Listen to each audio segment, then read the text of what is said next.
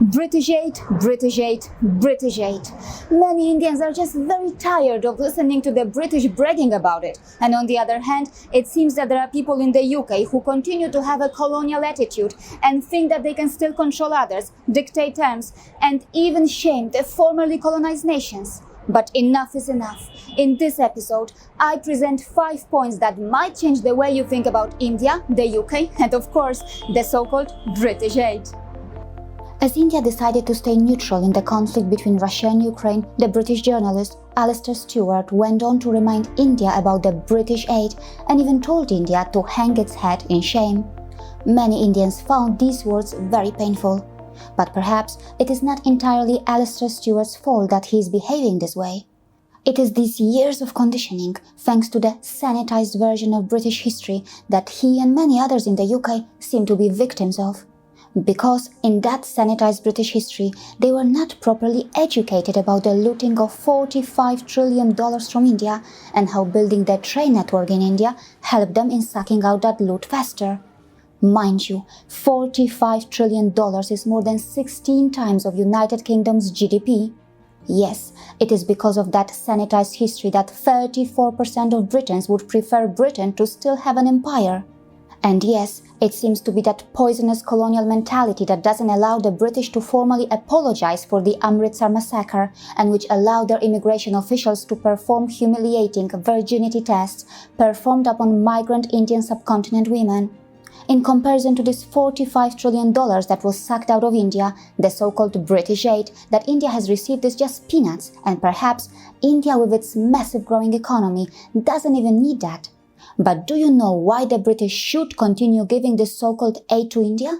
Since the British have failed to effectively apologize to India, at least it is this so-called British aid which for many in India somehow acts like a symbolic penalty and is a living testimony to the crimes the British have committed.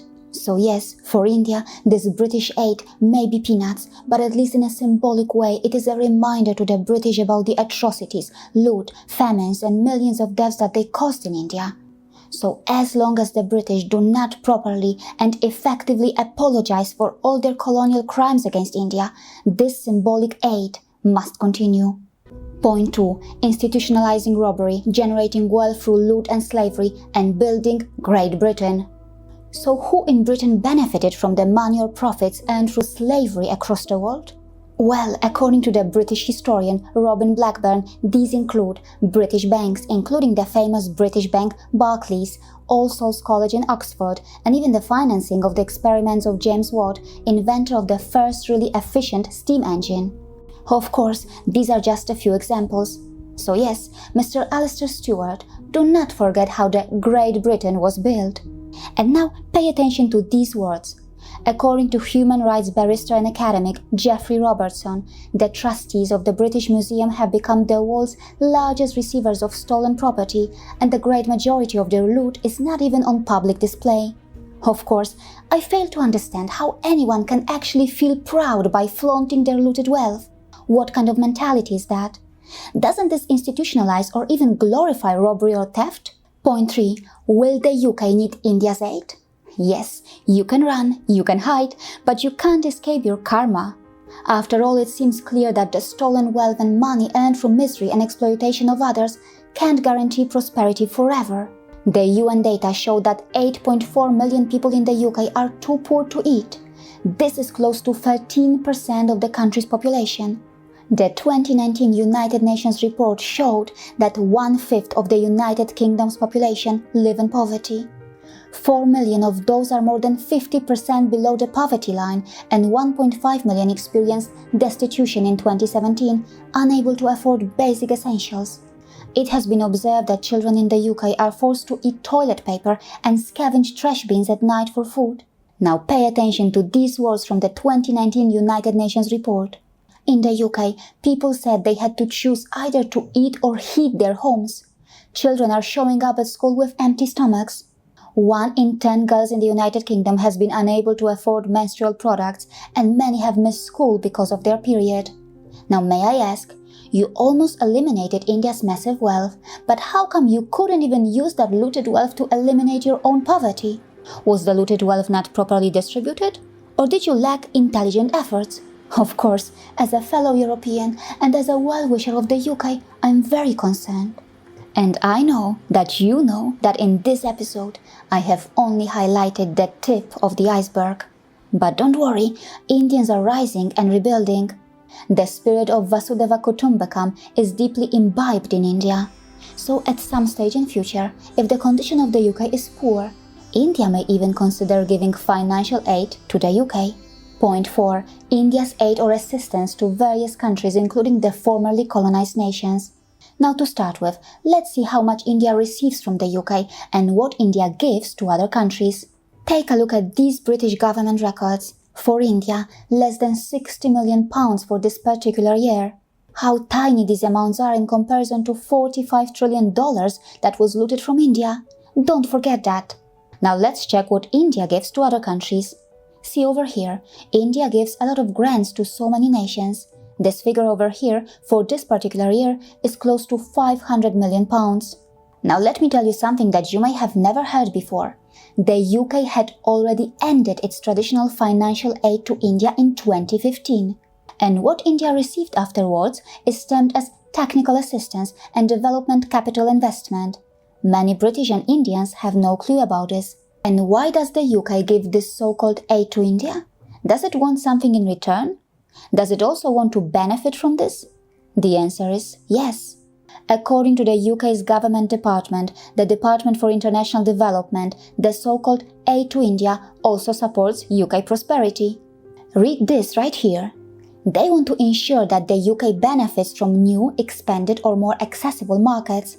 And read this so-called British aid that they brag about in the UK is even supposed to generate a return for Britain. Remember, when you want something in return, when you want to benefit, that's more like an investment, not a donation. The UK government department itself acknowledges that it is investing in India. On the other hand, India's Ministry of External Affairs observes that when it comes to foreign aid or assistance to other countries, India's approach is mainly human-centric and India's development cooperation does not come with any conditions. Cash assistance, food assistance, humanitarian assistance, providing vaccines for free, and even helping countries when they face foreign currency liquidity shortage. India has done it all. And yes, of course, India's aid beneficiaries also include nations which were looted, invaded, or colonized by the British. India helps those nations rebuild and recover from their colonial or post-war trauma. Now please pay attention. India has extended development assistance in the form of concessional lines of credit worth more than $30 billion to 65 countries. Yes, you heard that right, more than $30 billion. India has completed numerous iconic infrastructure projects which include the Parliament building of the Gambia, the Presidential Palace in Ghana, a power project in Sudan which provides a third of the country's power, a power project in Rwanda which provides a quarter of the country's power, just to name a few. India helps them even when it never colonized them. Point 5. India's spirit of seva and the West's conditional aid.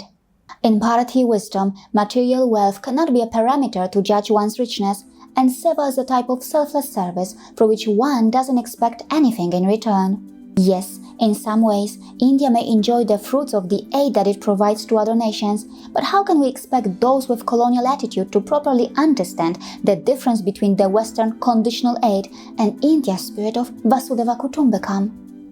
In the end, would it be right to say that perhaps there are mainly 3 types of thieves in the world? Type 1. Thieves who steal and get caught. Type 2. Thieves who steal and never get caught. And Type 3. Thieves who flaunt what they steal, proudly wear it on their hats, display the looted treasure in their galleries, digest the stolen wealth completely, and then even have the audacity to shame their victims. So what type of thieves are the most shameless ones? And who are those thieves, and why are they afraid to face the truth? See you again.